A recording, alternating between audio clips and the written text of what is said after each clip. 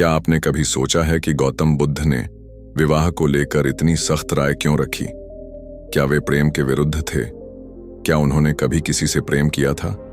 या फिर विवाह का सच उन्होंने इतनी गहराई से समझ लिया था कि वो चीख चीख कर दुनिया को चेतावनी देना चाहते थे? आज हम आपको एक ऐसी कहानी सुनाएंगे जिसे सुनकर आप विवाह की असली सच्चाई से रूबरू होंगे। बुद्ध की जुबानी वो बात जो शायद दुनिया सुनने को तैयार नहीं थी। बहुत साल पहले की बात है। कपिलवस्तु नगरी के एक कोने में एक युवक रहता था। नाम था अनिरुद्ध। सुंदर, भावुक और एक कवि हृदय। अनिरुद्ध की जिंदगी में बस एक ही सपना था, विवाह। उसने एक युवती से प्रेम किया था, संध्या। संध्या सुंदर थी, लेकिन उससे भी ज्यादा समझदार। वे दोनों रोज नदी किनारे मिला करते थे, ख्वाब बुनते, भविष्य के सपने देखते। एक दिन अनिरुद्ध ने संध्या से कहा, मैं चाहता हूं हम दोनों हमेशा के लिए एक हो जाएं, विवाह करें। संध्या मुस्कुराई, लेकिन फिर कुछ गंभीर होकर बोली, विवाह वो है जहां प्यार का इम्तिहान शुरू होता है। अनिरुद्ध, तुम तैयार हो?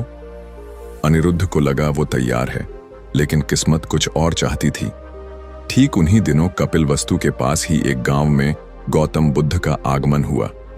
चारों तरफ खबर फैल गई, एक महामानव आया है जो संसार के हर दुख का हल जानता है। अनिरुद्ध को भीतर से एक खिंचाव महसूस हुआ।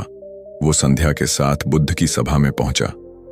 बुद्ध चुपचाप बैठे थे, लेकिन उनकी आंखें जैसे किसी की आत्मा को पढ़ रही थीं।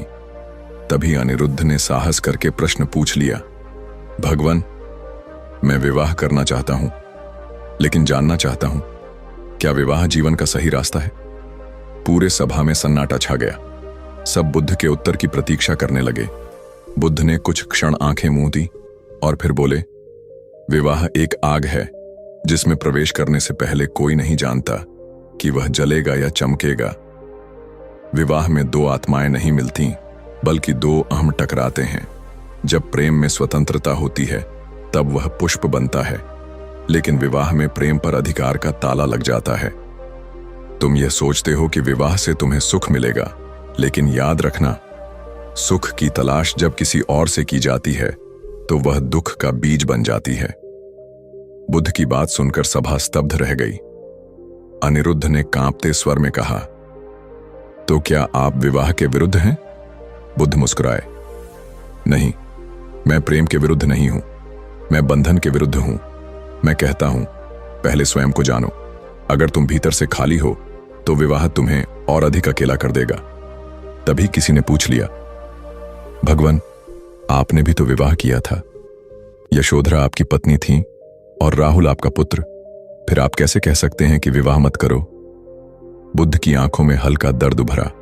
उन्होंने गहरी सांस ली और कहा, हां, मैंने विवाह किया, लेकिन उस समय मैं अज्ञानी था। मैंने सोचा था कि एक सुंदर रानी और पुत्र के साथ जीवन संपूर्ण हो जाएगा, लेकिन रातों को मेरी आत्मा चीखती थी। मुझे लगता था जैसे मैं एक सोने की दीवारों में बंद कैदी हूं। यशोधरा एक अद्भुत स्त्री थी, लेकिन मैं स्वयं को नहीं जानता था, तो उन्हें कैसे जानता? जब मैंने घर छोड़ा तो दुनिया ने कहा, मैं निर्दयी हूं, लेकिन सच यह है, मैंने सबसे पहले अपने झूठ को छोड़ा। मैंने विवाह छोड़कर संन्यास नहीं लिया, मैंने भ्रम छोड़कर सत्य को अपनाया। अनिरुद्ध भीतर से टूटने लगा था। उसे संध्या से सच्चा प्रेम था, लेकिन अब उसे अपने भीतर के खालीपन का एहसास हो रहा था। उसने बुद्ध से पूछा, भगवान, तो क्या मुझे विवाह नहीं करना चाहिए? बुद्ध बोले, मैं यह निर्णय तुम्हें देता हूं, लेकिन याद रखना, विवाह तब करो जब तुम पूर्ण हो, जब तुम्हारा मन न अपेक्षा करे न अधिकार जताए। अगर तुम्हारा प्रेम इतना सच्चा है कि तुम संध्या को मुक्त छोड़ सकते हो, तब विवाह करो। अन्यथा विवाह एक सुंदर बंधन नहीं, एक सुनहरा पिंजरा बन जाएगा। जब अनिरुद्ध ने यह सारी बातें संध्या को बताईं, तो वह भी बहुत भावुक हो गई। अनिरुद्ध, हम विवाह कर सकते हैं, लेकिन एक शर्त पर। हम अपने प्रेम को बंधन नहीं बनाएंगे, हर दिन एक दूसरे को चुनेंगे, किसी सामाजिक नियम के कारण नहीं, बल्कि आत्मा की स्वतंत्रता से। उन दोनों ने विवाह किया, लेकिन वह विवाह केवल रस्म नहीं था, वह एक संकल्प था, दो स्वतंत्र आत्माओं का। बुद्ध ने जाते जाते सभा में एक अंतिम बात कही, जब प्रेम में लालच हो तो वह व्यापार है, जब प्रेम में भय हो तो वह गुलामी है, लेकिन जब प्रेम में केवल समर्पण हो तब वह ध्यान है, तब वह ईश्वर है। इसलिए विवाह करने से पहले प्रेम को जानो और प्रेम को जानने से पहले स्वयं को पहचानो। तो मित्रों, अब आपके सामने है वो सच जो शायद बुद्ध ने 2500 साल पहले ही जान लिया था। विवाह मत करो जब तक तुम स्वयं को न जान लो। प्रेम मत करो जब तक वह केवल पाने का साधन हो, क्योंकि जब प्रेम पूर्णता से निकलता है तो वह संसार को बदल देता है। अगर आपको यह कहानी सच्ची, गहरी और भावनात्मक लगी तो इसे लाइक करें, कमेंट करें कि आपको विवाह पर क्या सोच है, और हाँ, चैनल को जरूर सब्सक्राइब करें।